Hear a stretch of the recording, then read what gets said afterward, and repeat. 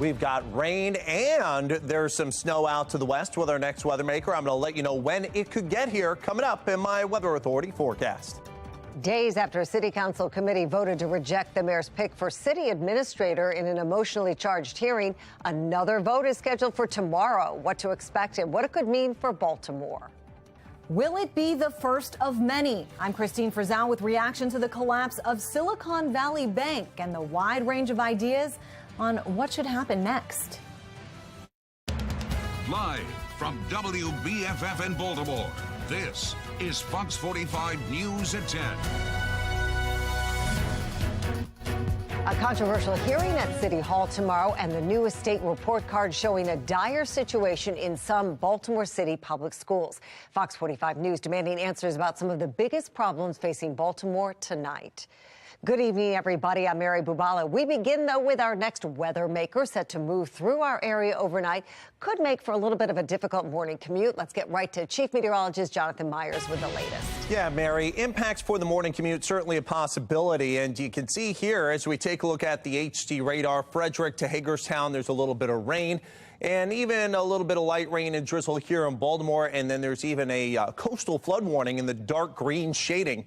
That includes Arnold as well as portions of Anne Arundel County right along the Chesapeake Bay. And that also means Annapolis. Annapolis could see some moderate flooding for the 10:19 a.m. high tide tomorrow. So do not travel through areas where water covers the roadways. It's going to be a little worse than it typically is in terms of the coastal flooding there.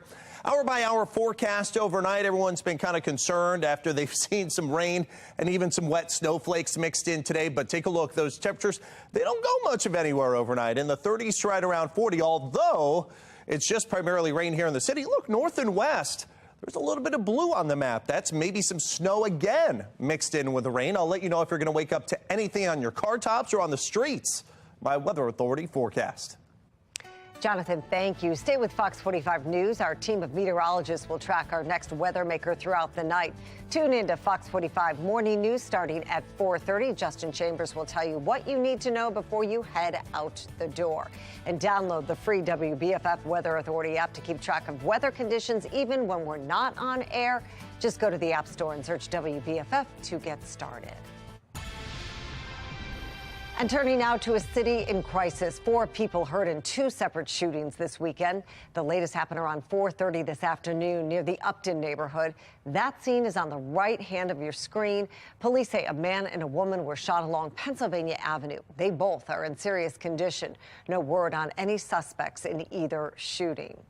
On Tuesday, the Senate Judicial Proceedings Committee will hold a hearing on the Violent Firearms Offender Act. It is the same bill former Governor Larry Hogan pushed 2 years in a row. Now, it would impose mandatory minimums for felony crimes using guns and impose stricter penalties for repeat violent offenders. A House committee held a hearing on the bill last week. The bill has passed in the Senate before, but it has never actually cleared the House. Fox 45 News pressed the Senate president on the future of the bill earlier this month. So is there appetite for that bill? I think it's in consideration, something that I support. I think we're having conversations across both chambers about what might be feasible. There's a lot more work that has to go to make sure that we have real safe communities. Now, lawmakers have about a month left to decide what to do with the bill. The last day of the session is April 10th. Meanwhile, Baltimore City leaders set to vote on Mayor Scott's pick for city administrator tomorrow. The vote comes days after a fiery committee hearing when Faith Leach's nomination was rejected 4-2.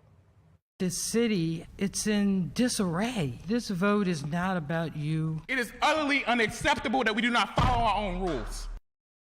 45's Vincent Hill joins us live with a closer look at what we can expect at tomorrow's vote. Vincent? Yeah, Mary, round 2 of what's already been a fight between the mayor and city council is set to take place here at City Hall in just a few hours.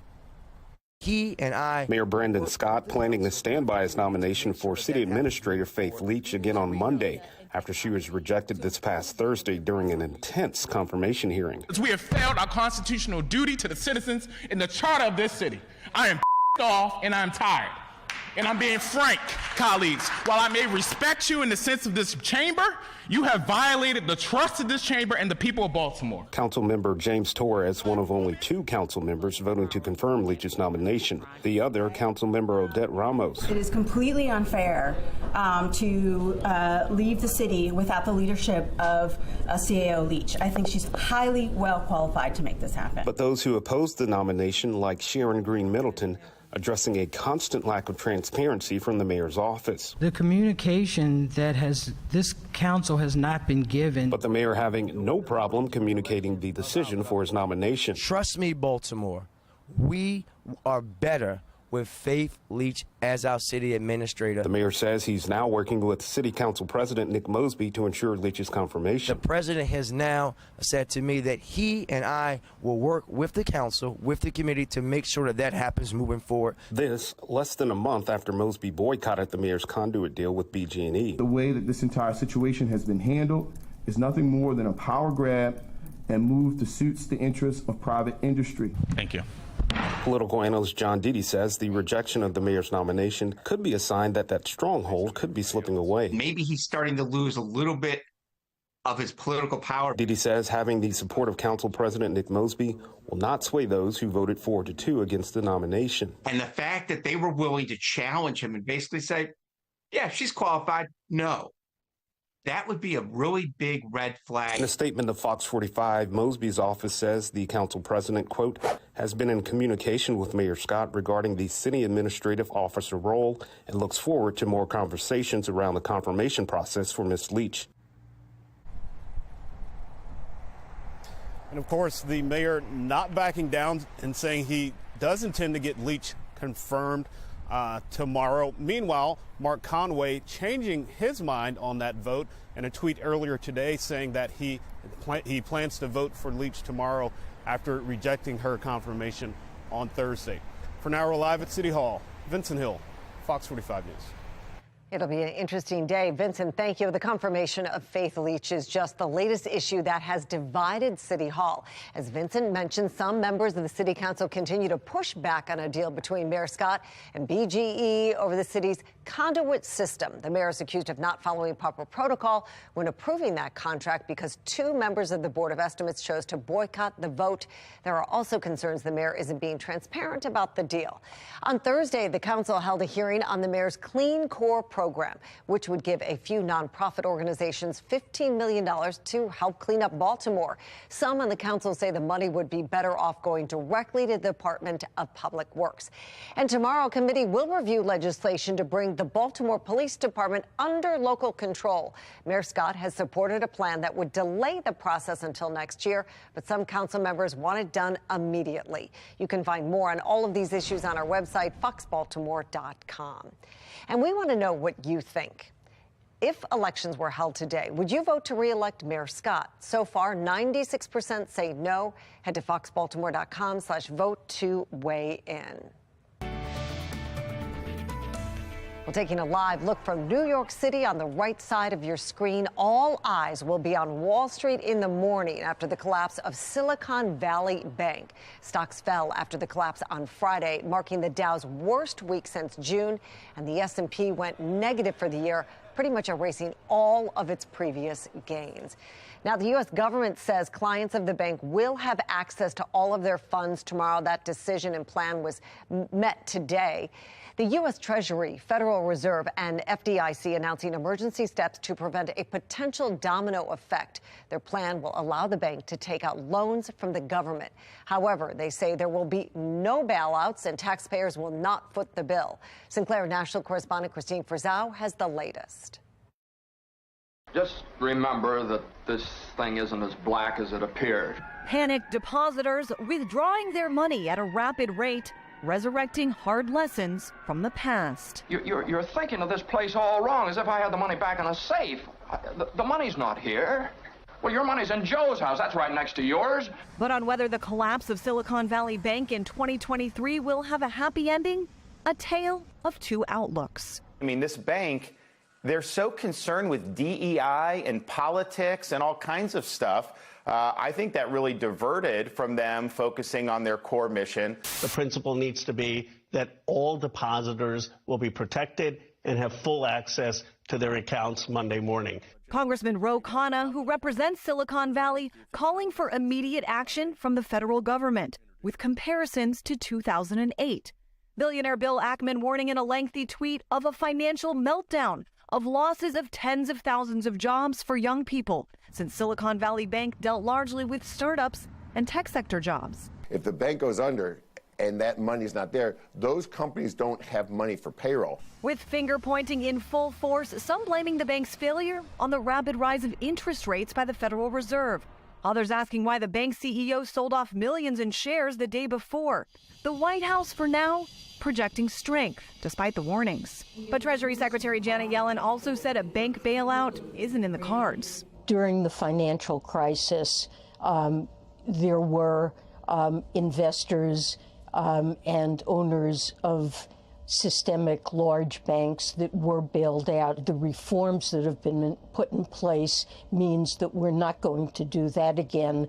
For now, economists will be keeping their eye on two additional factors: the release of inflation data known as the Consumer Price Index on Tuesday, and then the meeting of the Federal Reserve to consider whether or not to raise interest rates yet again.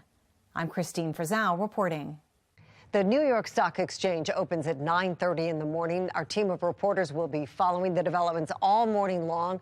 Tune into Fox Morning News starting at 4:30 for the very latest. Well, a big week ahead for the NFL and the NCAA. March Madness and the new league year begins in the next few days. Morgan Atzett joins us with a look at both. Morgan? Yeah, Mary, this busy week ahead may begin with the NFL and free agency, but it's all about the start of March Madness with Selection Sunday tonight. The brackets are out for the men and women, with both squads in College Park dancing as at-large bids. On the men's side, the Terps have a rough road in their first trip under Kevin Willard, first in 2 years. They got the 8 seed and face 9 seed West Virginia Thursday and Birmingham from the South region.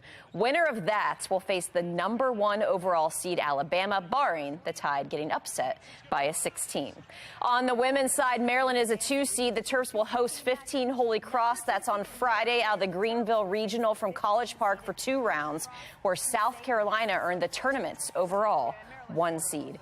To the NFL, much to watch this week and beyond with the start of the new league year on Wednesday. The Ravens have until then to get under cap. They still need to cover Lamar Jackson's franchise tag price. That means cuts will be made, deals restructured. Chuck Clark was a projected cap casualty, but in just 3 days, he's gone via trade. The Ravens are set to trade Clark to the Jets. The deal cannot become official until Wednesday. New York will reportedly send a 2024 7th-round pick. Back to Jackson. A lot can still happen with the MVP quarterback between now and week 1. Jackson has to wait until Wednesday to negotiate with other teams when free agency opens. The Ravens, of course, get a chance to match any offer that comes his way. Let's not forget the Ravens will want to shop, but will probably move at a slower pace in free agency. The Ravens need a veteran wide receiver and cornerback depth, but that will play out all throughout the summer. Mary? The failure here is not our students. The failure here is our school administration. Calls for change after the newly released state report card shows just how many Baltimore City schools are failing. We're hearing some possible solutions. And still ahead, a battle of billboards in Baltimore City. The back and forth between Jimmy's famous seafood and PETA.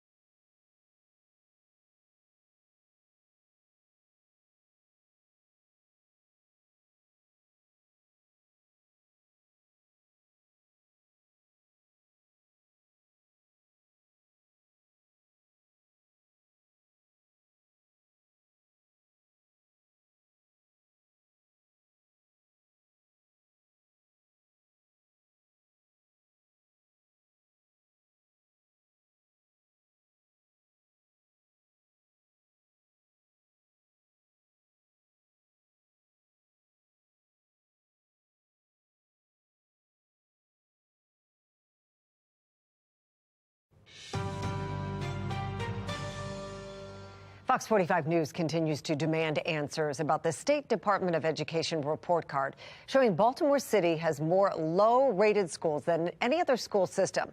It comes just weeks after a Project Baltimore report revealed 23 schools where 0 students among those tested are proficient in math. Well, now some community leaders are saying school leaders need to be held accountable. This is people who are not doing their jobs. I don't think are capable of doing their jobs. I think they're incompetent. I think they're more than incompetent, to be frank with you. Everybody in the school system, particularly the CEO, needs to be held accountable for this. Fox 45's Taylor Stewart is taking a closer look at the failures within some city schools and the calls for change.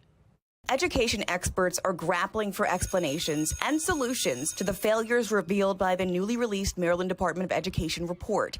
Baltimore City had more low-rated schools than any other district in the state, with just 1 5-star school and 29 1-star schools, the lowest possible grade. Our response must be holistic.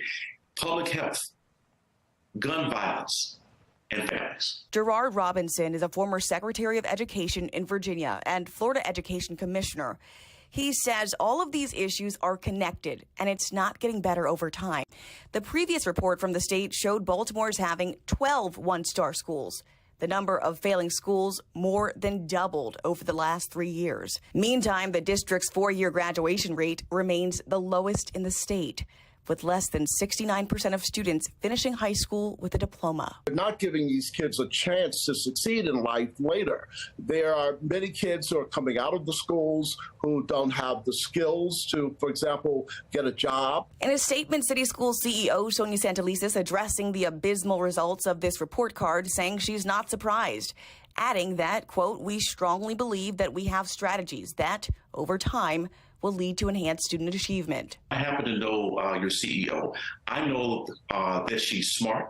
I know that she's innovative, and I know that she wants to get work done. But others say time is up. The failure here is not our students. The failure here is our school administration. Carl Stokes, former Baltimore City Council member, calls both the results and the school CEO's response unacceptable.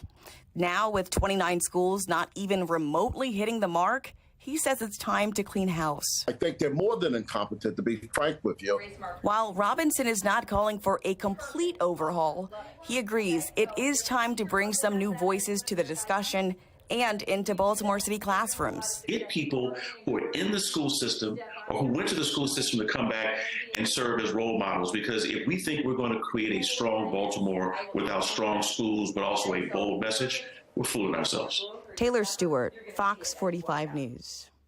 Where our Project Baltimore team has done extensive reporting into the failures within city schools. You can find their reports on our website, foxbaltimore.com/Project Baltimore. Next weather maker is a major one, actually, and it will be affecting us through the early week and the Monday morning commute and perhaps into Tuesday as well. Coastal flood warning now in effect for the morning high tide tomorrow at 10:19 a.m. Here at Annapolis. Could see some water approaching the city dock parking lot area and maybe even the businesses on Dock Street. Boyer Road could get some water. The Maritime Museum, so keep that in mind. Do not cross through areas where water covers the roadways. That's a wind-driven high tide coming up the Chesapeake Bay with some persistent easterly winds. Outside of that, there has been a little bit of rain. You can see some of the light showers that have been impacting us here in Baltimore. Even a little bit of snow shower activity appears here. Up around Thurmont, Green Valley, a little bit of light rain, and then again, East Baltimore into southeastern Baltimore County, getting a little bit of rain there as well. It's just kind of drizzly light rain. Even had some snowflakes mixed in here, I know, at the West 41st Street parking lot, right outside in front of our station, where we were getting some snow pellets mixed in with the rain earlier this afternoon. We could see that overnight, but temperatures are above freezing. You can see it's a wide, expansive system and getting some good juice. And the way you know that is the big thunderstorms lining up across the Gulf Coast. This is a growing system now east of Atlanta. It's going to transfer off the coast and then eventually move up the East Coast. Now, by the time it hits cold enough air and gets strong enough to produce maybe a foot to 2 feet of March snow, it's going to be north of us. But we could get some of the peripheral effects. Wind, it's going to be chilly, And there's going to be some rain and maybe even a little bit of wet snow mixed in from time to time. We'll time that out here in a second. Toyota Ishida Harbor Skycam kind of gloomy. 39 winds out of the southeast here at 5 miles an hour. Wind chills in the 30s. Temperatures in the 30s around 40 area-wide. That is above freezing, so good if you don't want to have to deal with morning commute issues. But do take a look on the future scan. On and off rain, temperatures about 35 to 40 overnight, maybe say about 34, 35 for a low. There's some of the blue north and west. Could have a patchy coating on the grass here or there. Outside of that, could get a little bit of a lull, especially as we head into tomorrow afternoon, tomorrow evening, as a coastal storm really gets going. Otherwise, tomorrow's kind of a dreary day where you need your jacket and you also need your umbrella. This thing then moves north, but pinwheels down. A band of snow, perhaps, later Tuesday on its final exit as it's making its way well north and east. But take a look. Yes, the temperatures will be above freezing likely as it happens. So even this maybe half-inch of snowfall that we see north of the city, maybe say Tuesday afternoon, Tuesday evening, primarily again on the grass. So 47, just mainly wet through tomorrow morning, a little lull tomorrow night, some grassy accumulation, very light, probably type of grassy accumulation later Tuesday as we get to 46, 50 on Wednesday, and feeling a lot more like spring to wrap up the work week. Jonathan, thank you. Experts say they expect gas prices to fall soon, but why it might not last that long. And still ahead, Baltimore City felt the luck of the Irish today. We take you to the St. Patrick's Day festivities.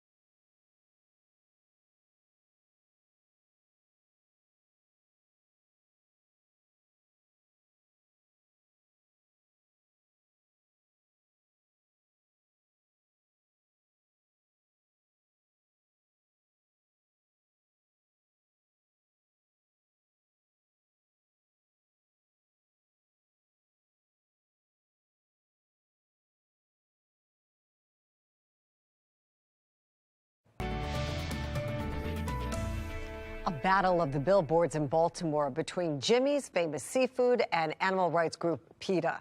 The restaurant has been at odds with PETA for years. In the latest battle, the organization put up this billboard just a block away from Jimmy's. Now, this isn't the first time PETA has put up a billboard in protest. Now, the owner of the restaurant, though, is firing back. And then once we saw the press release come out and we saw that it was actually directed to us, I think that's what my team enjoyed the most about coming up with the comeback. Well, PETA claims the seafood industry is cruel and suggests that Jimmy's should switch to fish-free fillets and artificial crab meat. Jimmy's owner says he has absolutely no plans to do that, and business at the restaurant has not slowed. Gas prices continue to go up, but AAA says that could change. The nationwide average increased nearly a dime per gallon over the last week, but AAA notes that demand and the global cost of oil have fallen recently. Historic trends suggest prices might not be far behind. However, the switch to summer blend gasoline is underway, and that typically adds 5 to 10 cents per gallon to the price. Well, some pet owners are on edge as the nation sees a shortage of veterinarians. A closer look at the problem in tonight's Full Measure report.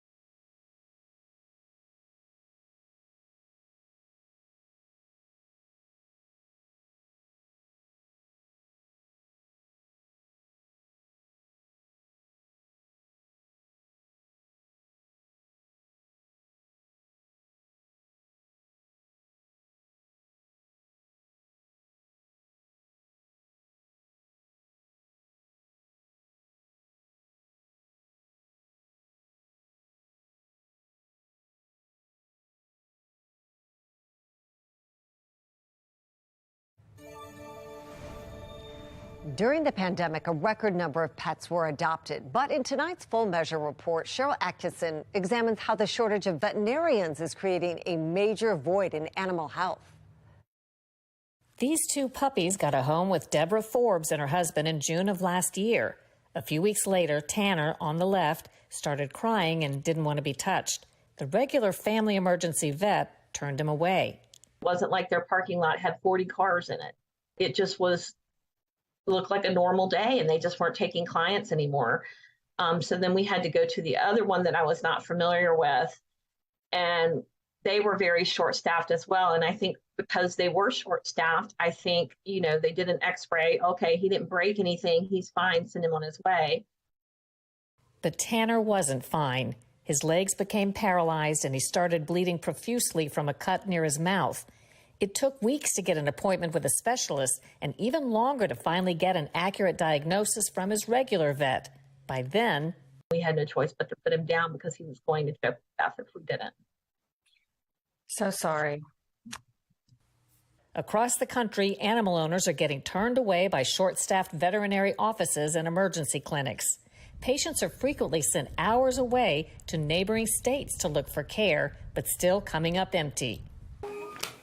So this is where we would perform procedures.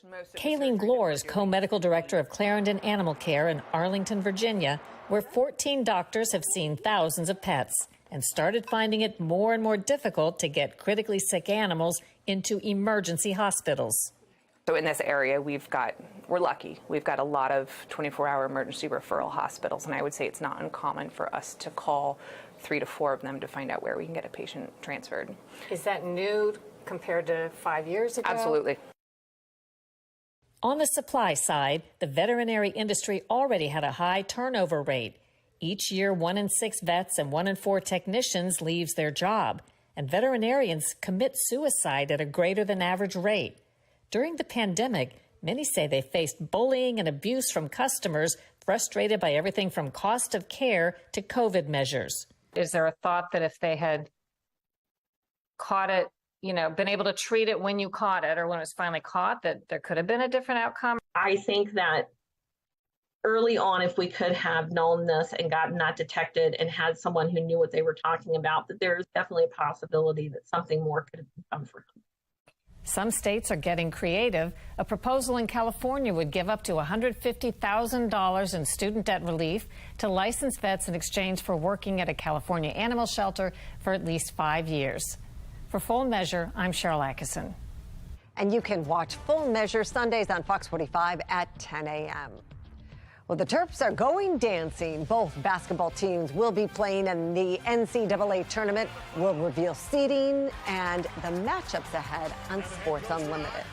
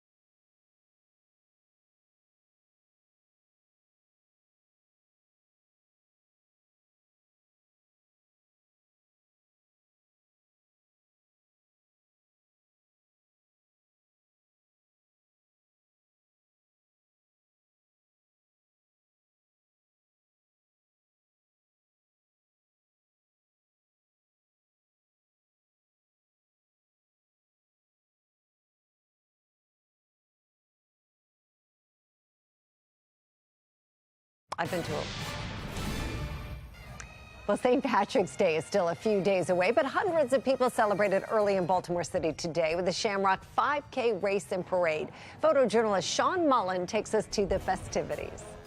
Runners ready, go! Yeah, this is great. We were a little worried about whether we were going to get some decent weather or not, but it looks like it's going to hold out. 3, 2, 1. Gotta get the bagpipes. This is our first time in Baltimore. Technically, I guess you could say I wasn't invited to the parade, but I figured I'm just going to come along and get in. The group I was riding around with, they said it was fine for me to be with them, but it flaked out on me a little bit, which it does sometimes, so I had to kind of pull off. I was playing the Chumbawamba song, you know, I get knocked down. But that was the most, I don't even know that that's an Irish song, but it was like, I just had to, it's something I came up with last night. Loving it.